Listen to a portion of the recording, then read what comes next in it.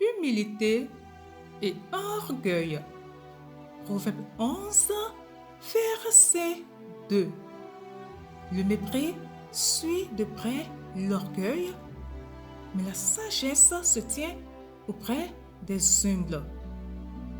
Auditeur de Paix Divin, bonjour. Dieu déteste l'orgueil. Il s'y oppose toujours. Les Écritures nous apprennent que l'orgueil est ce qui a provoqué la chute de Satan et la nôtre aussi. Ce proverbe ainsi que celui qui s'en rapproche d'un proverbe 16, verset 18, à savoir l'orgueil précède la ruine, un esprit fier annonce la chute, sont deux versets parmi une multitude de références bibliques concernant la haine que Dieu porte à cette racine du péché. 1 Pierre 5, le verset 5 est très clair. Dieu s'oppose aux orgueilleux.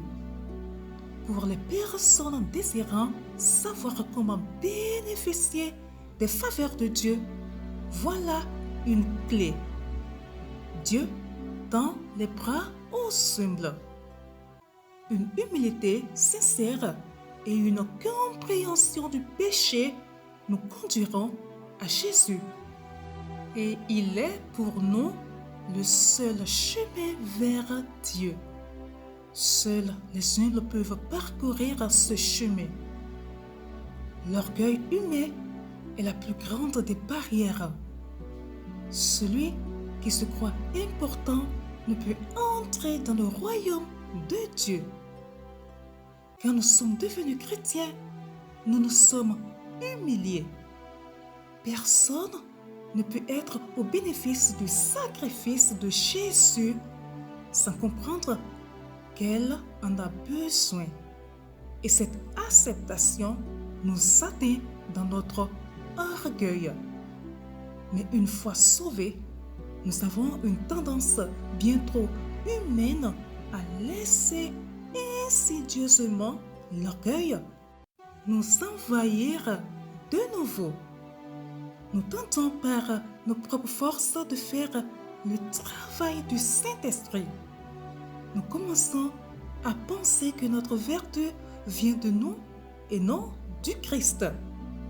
Nous pensons que notre loyauté envers Dieu a du mérite, alors qu'elle est le produit de la pure grâce.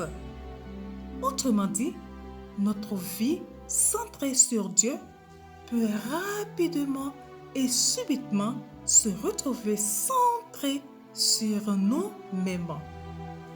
À ce moment-là, notre orgueil devra être de nouveau brisé. Bien-aimés, Dieu vous a-t-il laissé trébucher? Peut-être même êtes-vous tombé. Si c'est le cas, il l'a fait dans sa grâce. Il ébranle notre orgueil parce qu'il nous aime. Il veut nous donner la clé qui ouvre son cœur. Il dévoile le secret de ce qui le satisfait. L'humilité.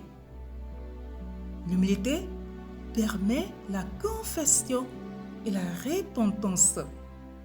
Elle rend possible le service et la communion fraternelle et débouche sur la louange. Elle nous ouvre sa bénédiction. L'orgueil bloque tout ce qui vient d'en haut. Bonne méditation à vous et shalom!